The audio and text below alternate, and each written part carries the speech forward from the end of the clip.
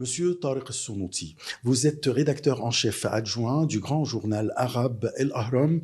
Selon un sondage mondial, 57,36% des personnes interrogées soutiennent l'idée que la Chine considère les droits de l'homme de manière pragmatique.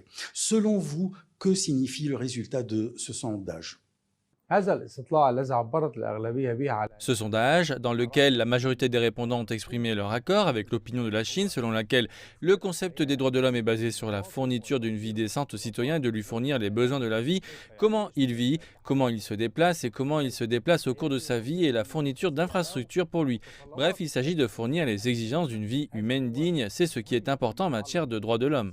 D'après vous, est-ce que les droits de l'homme ne doivent pas être dissociés de la situation actuelle de chaque pays?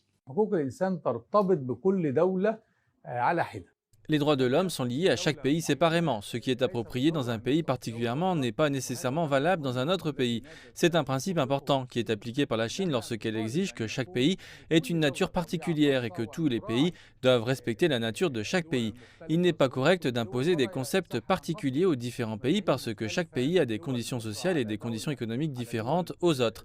Tout pays a une situation particulière qui dépend de la nature. La culture des peuples est également très importante en ce qui concerne les droits de l'homme.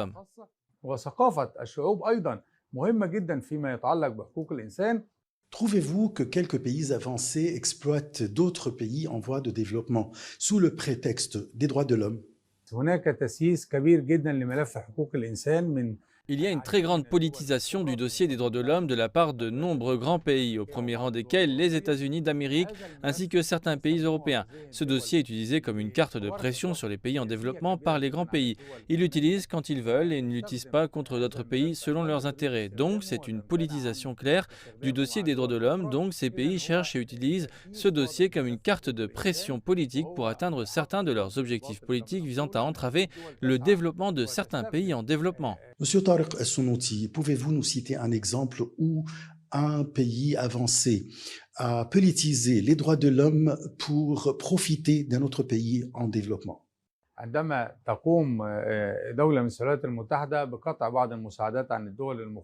Quand un pays comme les États-Unis coupe certaines aides à différents pays sous prétexte qu'il y a une violation des droits de l'homme, lorsque les États-Unis coupent les aides à quelques pays africains sous le prétexte de violation des droits de l'homme, et ces pays avancés suspendent les aides présentées à quelques pays en développement sous le prétexte de ce dossier, c'est une question très importante. Mais en même temps, c'est aussi irréaliste, parce que ces pays africains et ces pays en développement ont grandement besoin d'aide et qu'ils ont besoin que le citoyen vive une vie décente en lui fournissant les bases essentielles de la vie avant qu'il n'exige la démocratie et les droits de l'homme à l'occidental, ce qui ne correspond pas tout à fait aux sociétés africaines et aux sociétés des pays en développement. Monsieur Tariq Al-Sunouti, je vous remercie beaucoup.